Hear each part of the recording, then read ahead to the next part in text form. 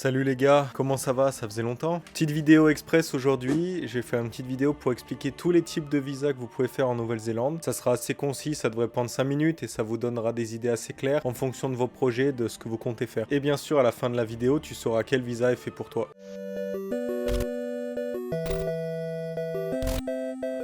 Visa numéro 1, le fameux PVT, Visa Vacances Travail, vous le connaissez tous, c'est celui que vous avez regardé en premier j'imagine. En France, c'est valable 12 mois, donc vous pouvez rester en Nouvelle-Zélande pendant 1 an. Vous pouvez avoir autant d'entrées que vous voulez, vous pouvez voyager, ressortir du pays, re-rentrer, étudier, travailler jusqu'à 3 mois au même endroit. Pour ce qui est des études, c'est 6 mois maximum. Et c'est un visa qui est accessible entre 30 et 35 ans. Quelque chose d'important à savoir, c'est qu'il faut avoir des économies de côté et qu'il faut avoir une assurance santé avant de demander ce visa. En tout cas, c'est parfait pour une première expérience à l'étranger. À savoir, vous pouvez avoir ce visa une fois par pays, donc n'hésitez pas à le faire. C'est parfait pour une première expérience à l'étranger. Prévoyez aussi des économies de côté, environ 4200 New Zealand dollars, ce qui fait 2500 € environ.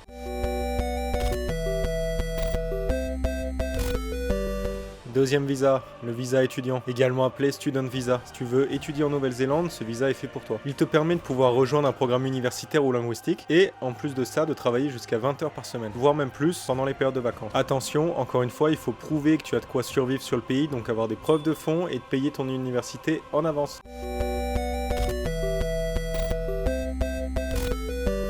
Troisième visa, le Work Visa, donc c'est celui que j'ai actuellement, c'est celui qui peut venir après le Working Holiday Visa. Si tu es sûr que la Nouvelle-Zélande est fait pour toi et que tu veux y rester un peu plus qu'1 an, ce visa est fait pour toi. Pour cela, il te suffit de trouver une entreprise accréditée, également appelée Accredited Employer Work Visa. Pour avoir ce visa, tu dois avoir une offre d'emploi d'une compagnie accréditée et il est souvent valable entre 1 et 5 ans, renouvelable. Donc ce qui se passe généralement, c'est qu'ils vont te donner ton premier Work Visa qui va faire 1 an, que tu renouvelleras ensuite une fois et que cette fois-ci, tu auras 5 ans de Work Visa. C'est ce qui s'est passé pour mon cas. Ce sont des règles qui changent assez souvent, tous les ans. Les réformes sont indiquées dès le 1er janvier, mises en application début avril. Et là, tu vas repartir mal, mon copain.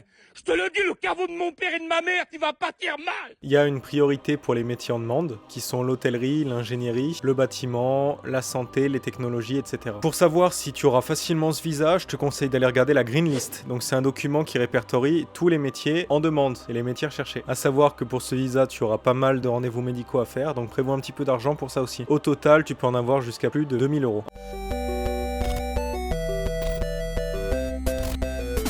Ensuite, un qui est très connu, c'est les partenaires visa, les visas partenaires. Donc si tu es en couple avec quelqu'un habitant en Nouvelle-Zélande, ça va être extrêmement simple. Autrement, ce visa te permet de venir en Nouvelle-Zélande si ton partenaire y est, avec un visa de travail, un visa étudiant ou un visa résident. Il existe aussi des visas pour les enfants et pour regrouper la famille, mais il faut prouver votre relation. Vous allez avoir fournir des documents, donc des preuves de vie commune, des photos, des documents partagés, parfois même des témoignages d'amis. Ça peut être assez compliqué.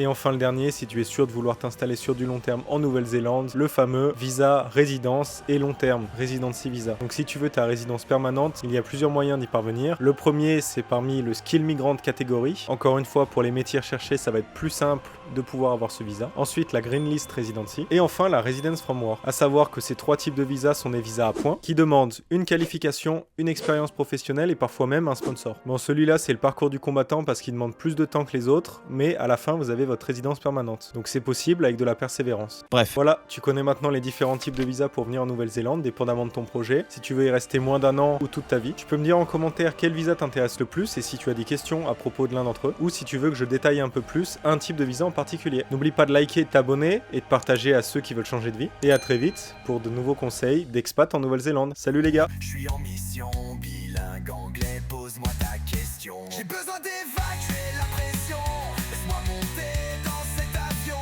Parti de Lyon, je suis en mission, bilingue anglais, pose-moi ta question.